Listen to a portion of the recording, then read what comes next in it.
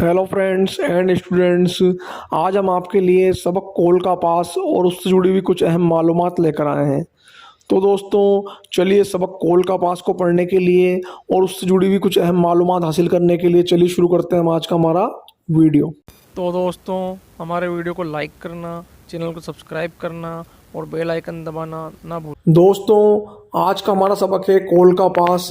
तो सबक कोल का पास को पढ़ने से पहले हम आपको इसके मुसन्निफ मुंशी प्रेमचंद से जुड़ी हुई कुछ अहम मालूमात देना चाहते हैं। तो दोस्तों चलिए इस सबक को पढ़ने से पहले चलिए इसके मुसन्निफ के बारे में कुछ मुख्तसर सी मालूमात हासिल करते हैं। तो चलिए जानते हैं इसके मुसन्निफ प्रेमचंद के बारे में। मुंशी प्रेमचंद 1880 में बनारस के लम्ही गांव में पैदा हुए। तो दोस्तों हमारे जो मुंशी प्रेमचंद है ये 1880 में बनारस के पास एक लम्ही गांव है, उस लम्ही गांव के अंदर ये पैदा हुए। इनका असल नाम धनपत राय था। जो हमारे मुंशी प्रेमचंद है इनका असल नाम जो था वो था धनपत राय। कलमी नाम इनका नवाब राय और प्रेमचंद था। यानी उर्दू और हिंदी अदब के अंदर ये नवाब राय और प्रेमचंद के नाम से मशहूर हुए। पहले इन्होंने शुरुआत में नवाब राय के नाम से लिखना शुरू किया और उर्दू में इन्होंने एक मजमुआ निकाला सोज़े वतन। सोज़े वतन जो था इनका मजमुआ वो पहला मजमुआ था इनका। इस मजमुए में इन्होंने क्या करा, अंग्रेजों के खिलाफ लिखा। अंग्रेजों की खिलाफत होने की वजह से अंग्रेज सरकार ने इनका मजमुआ सोज़े वतन जब्त कर लिया और नवाब राय के नाम से लिखने पर इन पर बैन लगा दिया गया। तो इन्होंने अपना नाम बदल करके प्रेमचंद रख लिया और प्रेमचंद के नाम से ही ये उर्दू और हिंदी अदब में लिखने लगे और आखिरकार इसी नाम से ये मशहूर हुए प्रेमचंद, जिस नाम से हम आज इनको जानते हैं। इनकी इब्तदाई तालीम गांव के एक मदरसे में हुई। यानी हमारे जो प्रेमचंद है इनकी शुरुआती तालीम है, इब्तदाई तालीम बोलते हैं शुरुआती तालीम को, शुरुआती शिक्षा को, जिसे हम कहते हैं कक्षा 1 से लेकर 8 प्रारंभिक शिक्षा। तो इनकी इब्तदाई तालीम जो है वो गांव के एक मदरसे में हुई है। मैट्रिक पास करने के बाद 1899 में बनारस के करीब चुनारगढ़ के एक मिशन स्कूल में असिस्टेंट मास्टर की हैसियत से मुलाजिम हुए या हो गए। 1905 में कानपुर के ज़िला स्कूल में उस्ताद की हैसियत से इनका तकर्रुर हुआ। यानी क्या हुआ, आगे 6 साल बाद 1899 के 6 साल बाद 1905 में कानपुर का एक ज़िला स्कूल था। क्या था कानपुर का ज़िला स्कूल? तो कानपुर का ज़िला स्कूल जो था उसमें अब ये उस्ताद की हैसियत से नौकरी लग गए हैं। यानी 1905 में अब ये उस्ताद बन गए और उस्ताद बनकर के कानपुर के स्कूल में पढ़ाने लगे। प्रेमचंद को लिखने का शौक बचपन से था। जो हमारे प्रेमचंद हैं इन्हें बचपन से ही लिखने का शौक था। अदब में इनकी दिलचस्पी बचपन से ही थी।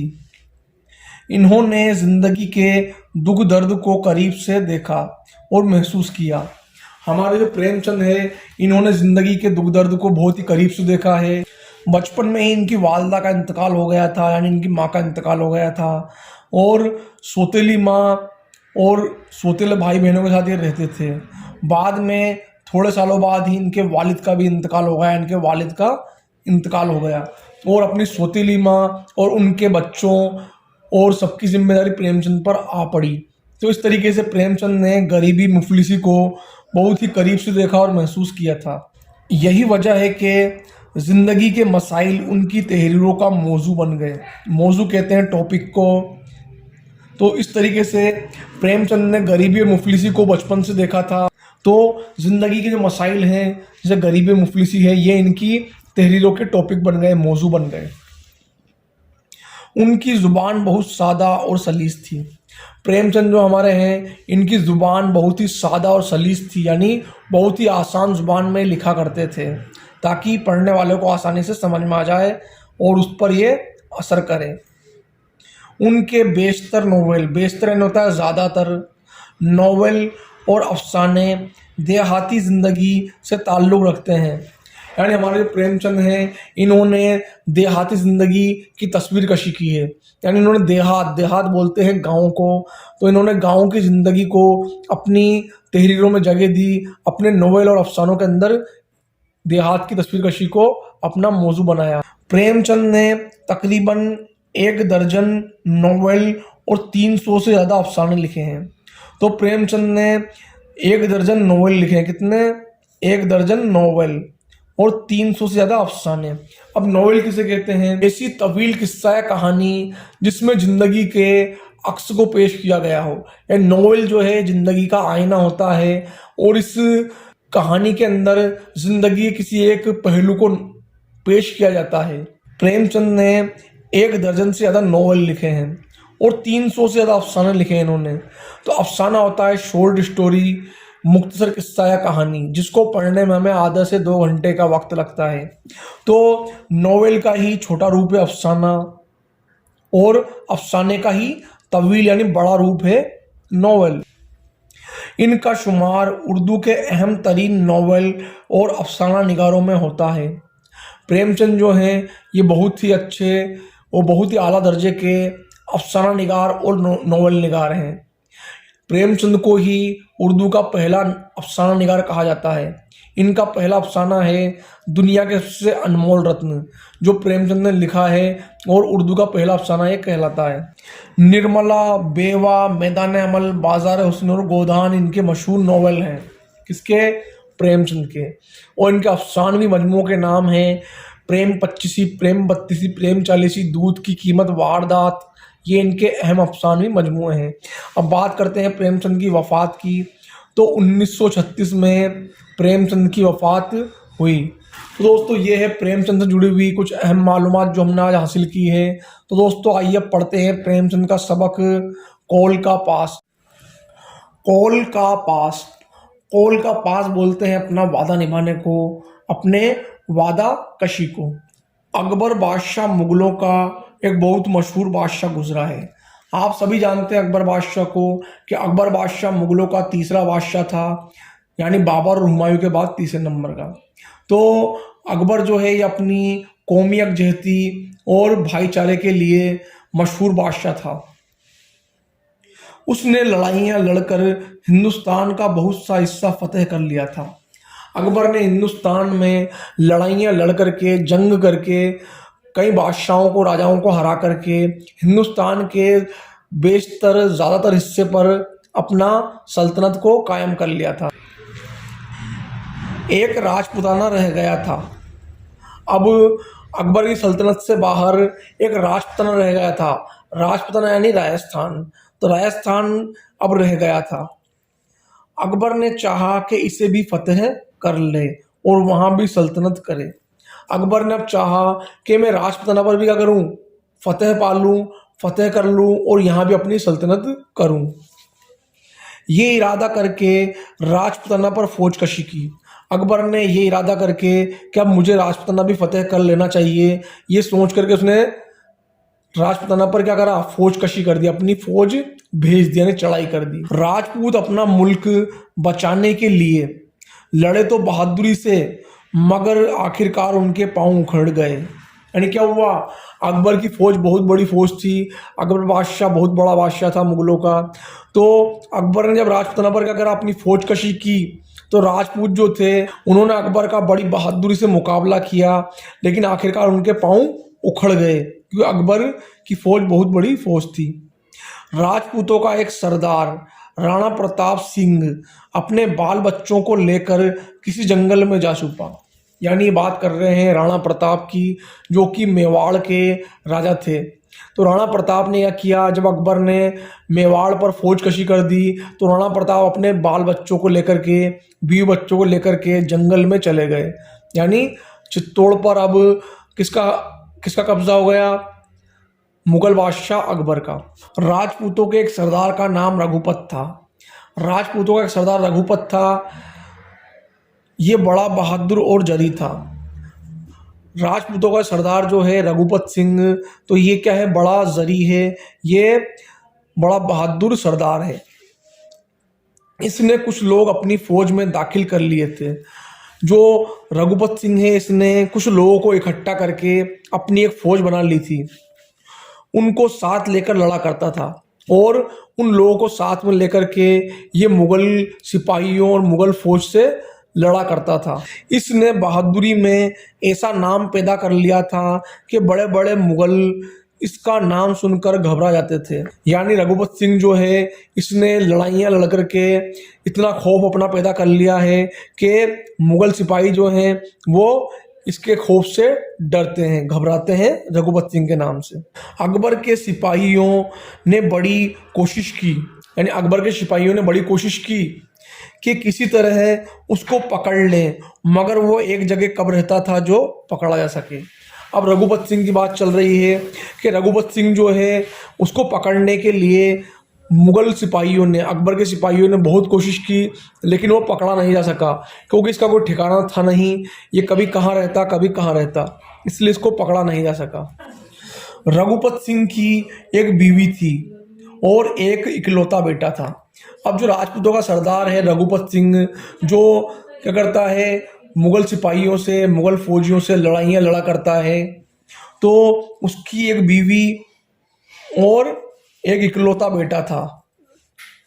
जब वो अपने दुश्मनों से लड़ने को घर से निकला था, यानी रघुपत सिंह जो अपने दुश्मनों से लड़ने के लिए घर से निकला था, उसका बेटा बहुत बीमार था।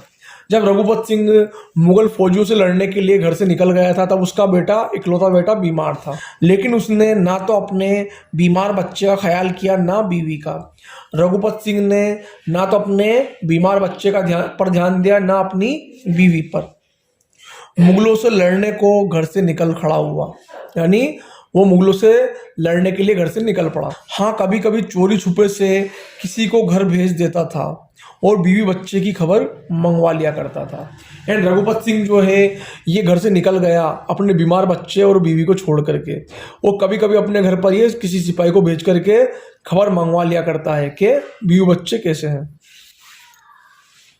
रघुपत सिंह को पकड़ने को अकबर बादशाह ने बहुत सी फौज भिजवाई, यानी क्या करा, अकबर बादशाह ने बहुत सी फौज भेजी कि सरदार रघुपत सिंह को पकड़ लिया जाए, लेकिन वो अभी तक पकड़ा नहीं गया है। मगर वो किसी के हाथ ना आया, यानी वो पकड़ा नहीं गया। फिर बादशाह ने उसके घर पर पहरा बिठवा दिया। तो अकबर बादशाह जो है, मुगलों का अकबर बादशाह, उसने रघुपत सिंह के घर पर क्या करा, पहरा बिठवा दिया। अकबर का ख्याल था कि किसी दिन रघुपत सिंह अपने बाल बच्चों से मिलने ज़रूर आएगा, यानी अकबर का ये सोचना था, ये मानना था कि रघुपत सिंह क्या करेगा, अपने बीवी बच्चे की खबर लेने कभी ना कभी ज़रूर आएगा, बस उसी दिन सिपाही उसको पकड़ लेंगे। तो अकबर ने सोचा कि जब वो मिलने आएगा तो उसी दिन सिपाही उसको पकड़ लेंगे। उधर किसी ने रघुपत सिंह को खबर दी कि तेरा बेटा घड़ी दो घड़ी का मेहमान है, चल उसे देख ले।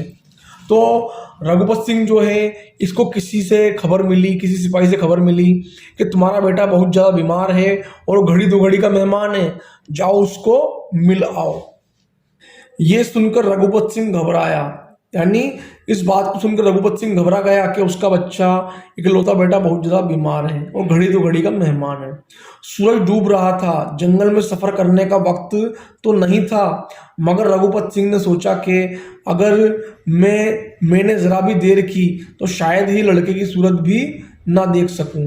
तो रघुपत सिंह जो है, शाम का वक्त हो चुका है और सूरज ढल रहा है, यानी रात होने वाली है। तो उस वक्त लाइट तो थी नहीं, बिजली थी नहीं, रात में अंधेरा हो जाया करता था, तो लोग अंधेरे में सफ़र नहीं किया करते थे।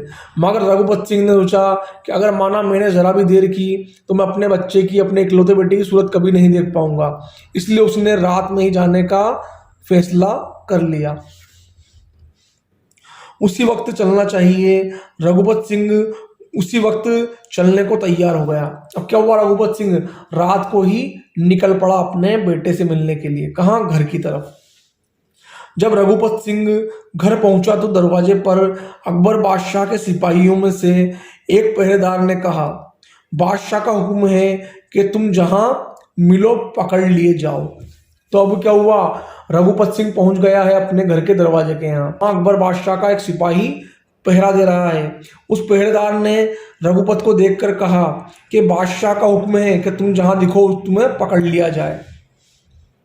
रघुपत सिंह ने कहा, मेरा लड़का मर रहा है, उसे देखने आया हूँ। जरा देर के लिए मुझे अंदर चला जाने दो, अभी देखकर लौट आता हूँ, उसी वक्त जो जी चाहे कर लेना। अकबर के सिपाही से रघुपत सिंह ने फरमाया, रघुपत सिंह ने कहा कि मेरा लड़का बहुत ज़्यादा बीमार है और उससे मिलने आया हूँ, मुझे अंदर चला जाने दो और मैं वादा करता हूँ कि उससे मिलकर वापस लौट आऊँगा। यानी मैं अपना कॉल देता हूँ कि मैं उससे मिलकर वापस लौट आऊँगा और फिर तुम्हारी मर्जी पड़े जो तुम करना। तुम मुझे चाहो तो गिरफ्तार कर लेना, चाहे तुम जो करो तुम कर सकते हो। मैं राजपूत हूँ, झूठ हरगिज नहीं बोलूँगा। अब रघुपत सिंह ने क्या करा, रघुपत सिंह ने कहा पहरेदार से कि मैं राजपूत हूँ और मैं झूठ नहीं बोलता हूँ, मैं अपने बच्चे से मिलकर आऊँगा और तुम मुझे जो चाहे करना।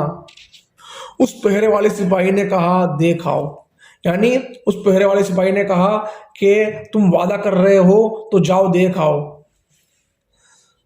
जब रघुपत सिंह घर में गया तो देखा कि लड़का बेचैन हो रहा है और बीवी फिक्र के मारे बेहाल हो रही है। रघुपत सिंह जब घर के अंदर पहुंचा तो उसने क्या देखा कि उसकी बीवी क्या हो रही है, बेहाल हो रही है, बहुत परेशान है और उसका बच्चा जो क्या है वो भी बेचैन हो रहा है। मियाँ को देखकर बीवी की ढांढस बंधी। जब रघुपत की बीवी ने रघुपत को घर में देखा तो बीवी की ढांढस बंधी, यानी बीवी के जान में जान आई, उसको हिम्मत बंधी। रघुपत सिंह ने बच्चे को प्यार किया और दवा की तदबीर बताई। अब क्या हुआ, रघुपत सिंह का बच्चा जो बीमार है तो रघुपत ने अपने बच्चे को प्यार किया और दवा किस तरीके से देनी है उसकी तदबीर अपनी बीवी को बताई कि किस तरीके से इस दवा को देना है। अपनी बीवी से कहा दरवाजे पर सिपाही खड़ा है और मैं कह आया हूँ कि मैं कैद होने को अभी वापस आता हूँ। यानी रघुपत ने अपनी बीवी से कहा कि मैं जब अंदर आया था तो पहरेदार कहाँ खड़ा है, दरवाजे पर खड़ा है और मुगल बादशाह अकबर के पहरेदार से मैं कहकर आया हूँ कि मैं अपनी बीवी बच्चे से मिलकर आऊँगा और फिर तुम मुझे गिरफ्तार कर लेना। बीवी ने कहा कि ऐसा ना करो, बीवी ने क्या कहा कि तुम ऐसा ना करो, दूसरे दरवाजे से निकल जाओ।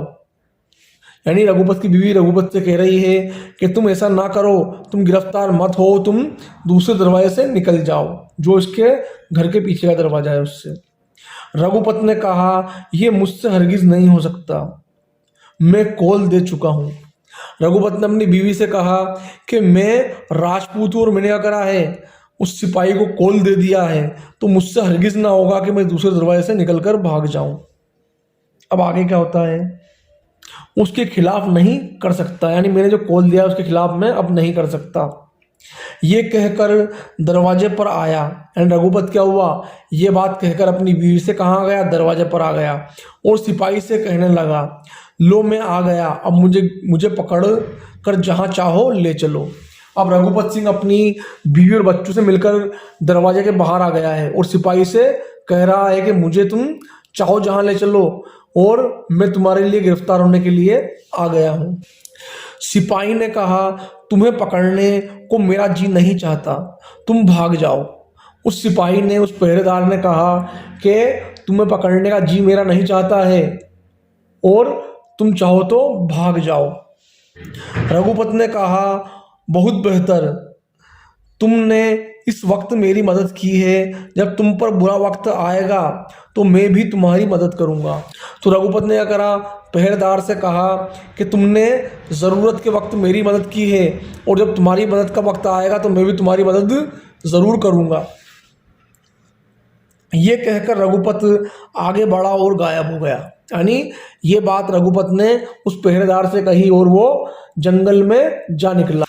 इस बात को थोड़ी ही देर हुई थी कि मुगलों का एक अफसर कुछ आदमियों के साथ लेकर आ पहुंचा। अब क्या हुआ, रघुपत को निकले थोड़ी ही देर हुई थी कि मुगलों का एक अफसर वहां आ पहुंचा है। कहां पर, जहां पर रघुपत सिंह के घर के आसपास पहरा लगा हुआ है। पहरे वाले से कहा हमने सुना है कि रघुपत इधर आया है। अब क्या हुआ, जब अफसर अपने आदमियों के साथ वहां पहरे वाली जगह पर पहुंच गया है, रघुपत के घर के पास पहुंच गया है, तो अफसर ने पहरेदार से कहा कि मैंने सुना है कि यहाँ पर रघुपत आया था। पहरे वाले ने सच सच कह दिया कि रघुपत सिंह अपने बीमार बेटे को देखने आया था और मैंने उसे जाने की इजाज़त दे दी। अब पहरेदार ने सच सच बात कह दी है किससे, उस मुगल अफसर से, कि रघुपत सिंह अभी आया जरूर था लेकिन वो अपने बीमार बच्चे से मिलने आया था और मैंने उसे मिलने की इजाज़त दी और उसको बिना पकड़े ही वापस जाने दिया। ये सुनकर अफसर ने पहरेदार को कैद कर लिया। यानी जब अफसर ने यह बात सुनी पहरेदार के मुंह से कि उसने रघुपत को गिरफ्तार नहीं किया है और अपने बीमार बच्चे से मिलकर वापस जाने दिया है, तो अफसर को इस बात पर गुस्सा आ गया और उसने क्या करा, पहरेदार को गिरफ्तार कर लिया। रघुपत सिंह को भी सिपाही के कैद होने की खबर मिल गई। अब रघुपत सिंह को इस बात का पता चल गया कि मेरी वजह से क्या हुआ है, उस सिपाही उस पहरेदार को गिरफ्तार कर लिया गया है जिसने मुझे पकड़ा नहीं था बल्कि छोड़ दिया था। वो उसी वक्त वापस आया और आकर मुगल अफसर के पास खड़ा हो गया।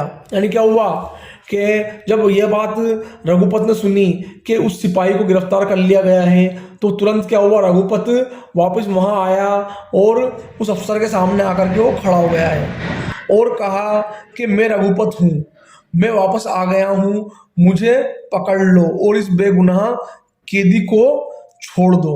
अब रघुपत वहां आकर खड़ा हो गया है, कहाँ पर, उस अफसर के पास, और फरमा रहा है कि मैं रघुपत हूँ, मुझे गिरफ्तार कर लो और बेगुनाह कैदी को छोड़ दो, ये मेरी वजह से ही गिरफ्तार हुआ है तो तुम मुझे पकड़ लो। अफसर ने रघुपत को पकड़ लिया और कैद खाने में डाल दिया। लेकिन क्या हुआ, उस मुगल अफसर ने रघुपत को भी पकड़ लिया और कैद खाने में डाल दिया, लेकिन उसने उस बेगुनाह सिपाही को भी नहीं छोड़ा। अफसर ने दोनों को कत्ल करने का हुक्म दे दिया। अब क्या हुआ, उस मुगल अफसर ने जिसने रघुपत को, उस सिपाही को गिरफ्तार किया है, उसने इन दोनों को कत्ल करने का हुक्म दे दिया। अब आगे क्या होता है, दूसरे दिन सिपाही रघुपत और पहरेदार को मैदान में लाए और उनको कत्ल किया जाने लगा। दोनों के हाथ पैर बंधे हुए थे। यानी क्या हुआ कि रघुपत के और उस सिपाही दोनों के हाथ पैर बंधे हुए हैं। मुगल अफसर ने जल्लाद से कहा कि दोनों की गर्दनें उड़ा दो। यानी क्या हुआ, मुगल अफसर ने कहा कि इन दोनों की तुम गर्दन उड़ा दो। जल्लाद ने तलवार उठाई ही थी कि घोड़ों की टापों की आवाजें आई। क्या हुआ कि जैसे जल्लाद ने रघुपत को और उस पहरेदार को कत्ल करने के लिए अपनी तलवार उठाई कि जंगल में घोड़ों की टापों की आवाज आने लगी। अब क्या होता है, लोगों ने देखा तो अकबर बादशाह अपने अफसरों के साथ चला आ रहा है। अब क्या हुआ कि जंगल के अंदर जो घोड़े की टापों की आवाज आ रही थी वो किसके घोड़े थे, अकबर बादशाह के। तो अकबर बादशाह अपने अफसरों के साथ क्या है, चला आ रहा है। कहाँ पर, उसी ओर जहाँ पर रघुपत और पहरेदारों को कत्ल किया जा रहा है। सब ने झुककर सलाम किया। जब अकबर बादशाह वहाँ पहुँच गया पहरेदार और रघुपत के कत्ल करने की जगह, तो सब ने झुककर क्या करा, अकबर बादशाह को सलाम किया। अकबर घोड़े पर से उतर पड़ा।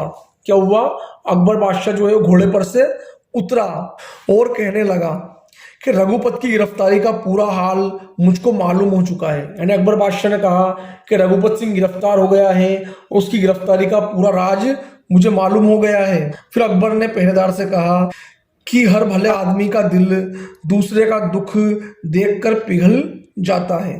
यानी मैं तुम्हें समझ सकता हूं, किसको, उस पहरेदार को जिसने रघुपत को छोड़ा था। मुझे मालूम है कि इस राजपूत की तकलीफ देखकर तुम्हारा दिल भर आया था। अकबर ने उस पहरेदार से कहा कि मुझे मालूम है कि इस राजपूत रघुपत की तकलीफ देखकर तुम्हारा दिल भर आया था, इसलिए तुमने इसको छोड़ दिया था, इसलिए तुमने इसको जाने दिया था और गिरफ्तार नहीं किया था। इसमें तुम्हारा कोई कसूर नहीं है। अकबर बादशाह ने उस सिपाही से, उस पहरेदार से कहा कि तुम्हारा दिल भरा आया था इसलिए तुमने रघुपत को गिरफ्तार नहीं किया और इसमें तुम्हारा कोई कसूर नहीं है, तुम क्या हो, बेगुनाह हो। अगर कुछ है भी तो मैंने माफ किया। अकबर बादशाह ने कहा अगर तुम्हारा कसूर भी है इसके अंदर तो मैं तुम्हें माफ करता हूं। मुझे ऐसे ही सिपाही चाहिए। यानी अकबर बादशाह ने फरमाया कि मुझे ऐसे ही सिपाही चाहिए जो दूसरे की दुख और तकलीफों को देख करके क्या करें, उनकी मदद करें, ना कि उनको मारें, जो अपने बादशाह से ज्यादा खुदा से डरता हो। यानी अकबर बादशाह ने कहा कि मुझे ऐसे ही सिपाही चाहिए जो मुझसे ज़्यादा किससे डरे, खुदा से डरे, और खुदा के नेक बंदों की वक्त पर मदद करें। ये सुनते ही पहरेदार खुशी से फूलाना समाया। जब अकबर बादशाह की ये बात उस पहरेदार ने सुनी जिसको कत्ल किया जा रहा था, तो पहरेदार फूलाना समाया। उस पहरेदार को तो जैसे मज़ा ही आ गया, यानी उसका दिल झूम उठा। फिर अकबर ने रघुपत की तरफ देखा और कहा, यानी अकबर ने रघुपत की तरफ देखकर कहा कि मुझे पहले ये मालूम न था कि बहादुर राजपूत बात में इतने धनी होते हैं। यानी अकबर ने राजपूत की तरफ देखा, यानी अकबर ने रघुपत की तरफ देखा और रघुपत की तरफ देखकर कहा कि मुझे पहले पता नहीं था कि राजपूत अपनी बात के, अपने वादे के इतने पक्के होते हैं। तुम्हारी बहादुरी और एफाई वादा से मैं भी बहुत खुश हुआ। अकबर रघुपत से फरमा रहा है, मैं तुम्हारी वादाकशी देखकर और तुम्हारे वादा निभाने को देख करके बहुत ज़्यादा तुमसे खुश हुआ हूँ, और मैं तुम्हें भी छोड़ता हूँ, यानी मैंने तुम्हें छोड़ा। रघुपत सिंह घुटनों के बल जमीन पर झुक गया। अब क्या हुआ, जब अकबर की बात रघुपत ने सुनी तो क्या हुआ, रघुपत घुटनों के बल जमीन पर झुक गया। किसके? अकबर के सामने। और क्या कहता है, क्या फरमाता रघुपत अकबर से, आप जिस रघुपत को इतनी मुश्किल से भी ना जीत सके। अब रघुपत अकबर से फरमा रहा है कि आपने इतनी कोशिशें की, आपने इतने सिपाही लगा दिए, तो आप इतनी कोशिशों से भी क्या करें, रघुपत से जीत नहीं सके। आज अपनी दरियादिली दिखा करके आपने उसे जीत लिया। अब रघुपत फरमा रहा है अकबर से कि आप जिस रघुपत को इतनी लड़ाइयाँ लड़ करके, इतने सिपाही पहरे पर बिठा करके ना जीत सके, आज आपने अपनी दरियादिली से उस रघुपत का दिल जीत लिया है। आप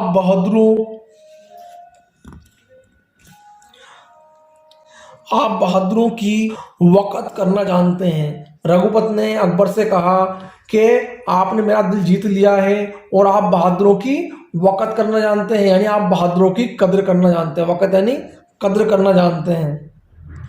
अब मैं कभी आपका दुश्मन होकर तलवार ना उठाऊंगा। अब रघुपत ने कहा अकबर से कि आपने मेरा दिल जीत लिया है आपकी दरियादिली से, और मैं आज के बाद आपके सामने तलवार नहीं उठाऊंगा। जो आदमी वादे के पक्के होते हैं और सच्चाई पर जमे रहते हैं और दूसरों के दुख में मदद करते हैं, खुदा हमेशा उनकी मदद करता है। तो अब आखिर में प्रेमचंद फरमाते हैं कि जो आदमी अपने वादे के पक्के होते हैं और सच्चाई पर जमे रहते हैं और दूसरों के दुख में मदद करते हैं, तो खुदा भी, अल्लाह भी उन लोगों की मदद करता है। जिस तरह से अल्लाह ने, खुदा ने रघुपत सिंह और उस पहरेदार की आखिरी वक्त में मदद की। तो इस तरीके से दोस्तों, ये था हमारे मुंशी प्रेमचंद का सबक कोल का पास जो हमने आज पढ़ा है। इसमें मुंशी प्रेमचंद ने राजपूत रघुपत सिंह की कहानी बताई है जो कि अपने वादे का पक्का है, और अकबर मुगल बादशाह की दरियादिली को भी उन्होंने इसके अंदर बताया है कि अकबर एक दरियादिल बादशाह है और रघुपत सिंह अपने वादे का पक्का राजपूत सरदार है।